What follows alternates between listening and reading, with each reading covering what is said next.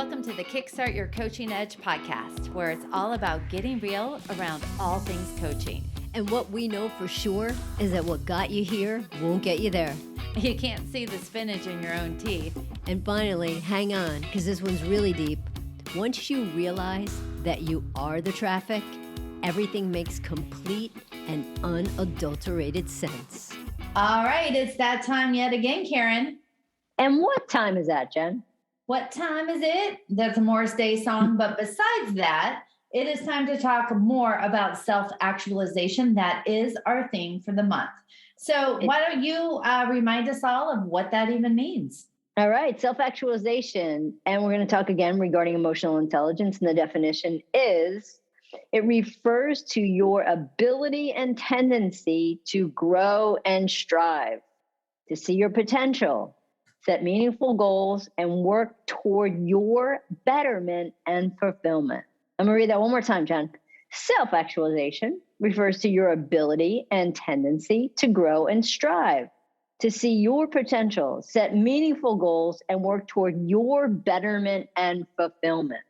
You know what, Jen, it's interesting. As I was reading that, and I never really, I don't want to say I never paid attention to it before, but I never really noticed how this puts, and obviously it's self-actualization, so it's about you.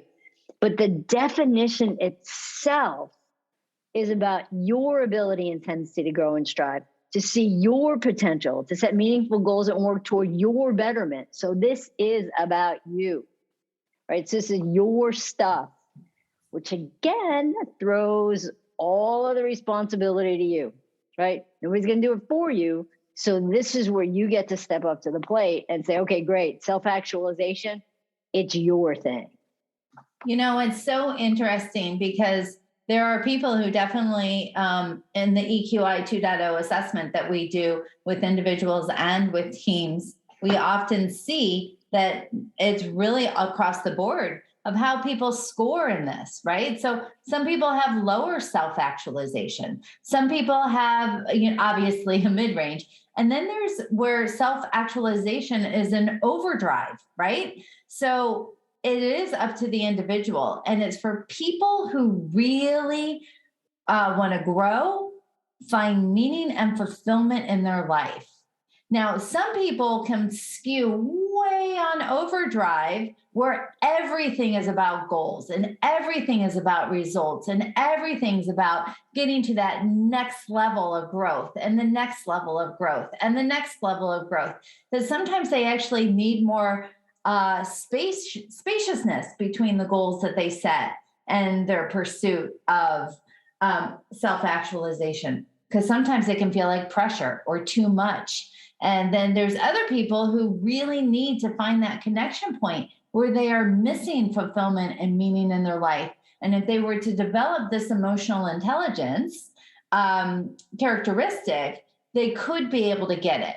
Because if you think about it, Care, when you think about meaning and fulfillment, what emotions do you attach or feel? I guess feel is the better word. What emotions do you or other people feel when they have meaning and fulfillment? It's interesting, Jen. That's going to depend on that, on the person. Because, if you think about your betterment and fulfillment means a lot to a lot of people. And for other people, it's just like, it's more important for me to check off boxes. So if you even take a look at this whole self-actualization thing, it really runs the gamut. So you could be that self-actualization is checking off boxes and getting things done and attaining goals for the sake of attaining goals. And then there's the, okay, great, how is my betterment and fulfillment thing really happening here? Like how am I becoming better as a person? Well, and so when you think about what emotions go with that, it depends on what your goal is, right? So some people, when they are more connected to meaning and fulfillment, they may feel more love. They might feel more peace. They might feel more accomplishment. They might feel more curiosity. They might feel more contentment, compassion. It's so interesting because you're right. It does depend on the person, Karen, because the reason we set goals is for the feelings we think the goal will give us versus the actual goal itself.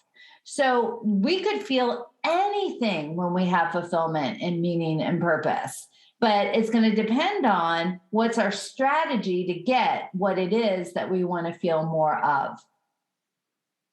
Right. And that could be anything. And I think what's really, really interesting about this, Jen, too, is that the two of us, have such very different approaches to goals. Right. And, I'm not even a fan of the word, but I love getting things done. I love getting better each and every day. I love learning from yesterday and being better tomorrow. And it's interesting, and I love what you do with different systems that you have in place and different ways that you get so excited. And it's interesting because that really, actually, you know what? I'm not going to talk about that. You talk about that for a sec and the systems that you have in place and how you're approaching different things moving forward for you with goals. And then I'll talk a tiny bit about how I'm doing that, because I think it's really important for people to see that there's no one way, there's no right way. And I think we have very different ways of approaching things like this. It's interesting because this ties into something we heard earlier this week.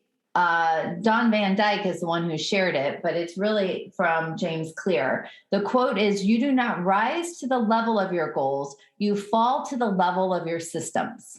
So I love that and it resonates with me, and I put my systems in place before hearing it. So you're right, Kara, we do our goal setting or the way we approach the things we want to accomplish in life in a very different way. And we find the ones that work for us. So for me, I create a system of not having a goal be something that I'm going to do forever, right? It is going to be something that I'm going to do for a short period of time. So in the next podcast episode or two, we're going to talk about being able to create identity-based habits. So I don't want to get ahead of myself and do that right now. But basically, in my head, I have my future self of who that is and what I'm working towards. So that's just that. Now, what I want to talk about today is what are the systems to help me get there? So I have a system where I have what, Karen? A manifestation journal, which is a whole nother episode. But I have a great, it's funny because I'm showing Karen the book, like she hasn't seen it 1,000 times. But what I do in it is I set goals for 7-day periods. Over the next 7 days, thinking about my future self and who I want to become, what am I going to work on Sunday through Saturday? So it's not forever, but what have I decided to commit to 100%? So for example, a few things on my list of this particular week is we have this thing, it's super fun. It's called an Ab Dolly. And if you're an Orange Theory fan, you'll know what it is, but it's sort of, you Google it, you can find it. But it's like you roll with it and it helps to build your core muscles, right? So I got one for Christmas. And I think it's important, Jen, to throw in there that people call it the devil's skateboard. So true.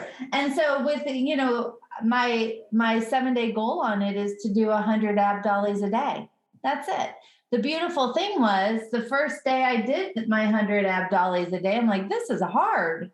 I should have picked something else. It would have been super easy for me to actually change my 100 Ab Dollies to just 100 sit-ups because that would be easier. But I didn't because I'm only committed to it for 7 days. So for 7 days, I can gut it out. I can change it next Saturday for Sunday application and it'll be fine. Another goal I have is to meditate 5 minutes a day. That's it, 5 minutes. Next week, I could change it to 2, I could change it to 10. But one of the things I like about goal setting is what are the behaviors that get me into the person I am becoming? What are those behaviors? What are those habits? How do they show up? And I need to be able to pare it down to be able to change my mind, not quit in the middle when it gets hard, not to say I'm no longer going to do this, but to say for 7 days, I'm doing exactly what I said. And then I get to change it. So those are some ways that I achieve goal setting is I say, who is the person, the future self? I know Karen kind of isn't such a fan of that word, but I am. So if I look at myself a year from now, who do I want to be? What are the behaviors that I need to be able to get there? And how do I start to live those behaviors now? I love that, Jen. And the thing that's really great for you is that works. And that's what I mean. And that's why we wanted to talk a little bit about how we both approach things, because that system that Jen has would not work for me. Right. I would not get a book. Right. I would not get, and I'm not that creative where Jen's book is amazing. Right. There's colors, there's all these things that fire her up. That's not the way that works for me. Like in my head, it's just like, okay, what did I do yesterday? And how do I be better or do more, or sometimes do less today? And for me, because so two things, and Jen, this is going to tie in a little bit to emotional intelligence too, is because flexibility is insanely important to me. I think that it's like my highest or one of my highest scores on the emotional intelligence assessment. And I need that flexibility. I need to be able to ebb, and I need to be able to flow, and I need to be able to change and go and still know that whatever my goal is it's to be better or do more or do less tomorrow. So if I did X, Y, and Z at the gym today, I'm going to do X, Y, Z, and then perhaps A, B, C tomorrow, or to tweak things as I go, because those goals for me, like that's the way I get things done.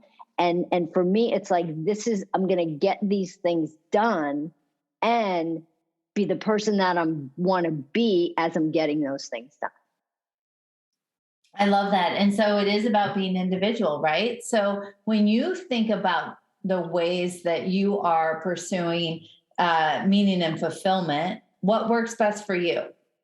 How often do you change? How do you set that? How are you growing and striving in your own life? Do you use a sense of a future self to be able to pull you forward?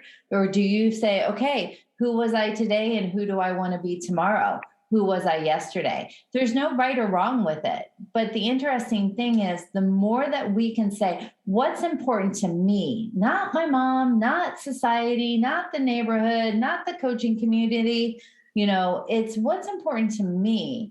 And how do I feel that I personally am stretching and growing that keeps me engaged, interested, and curious about life?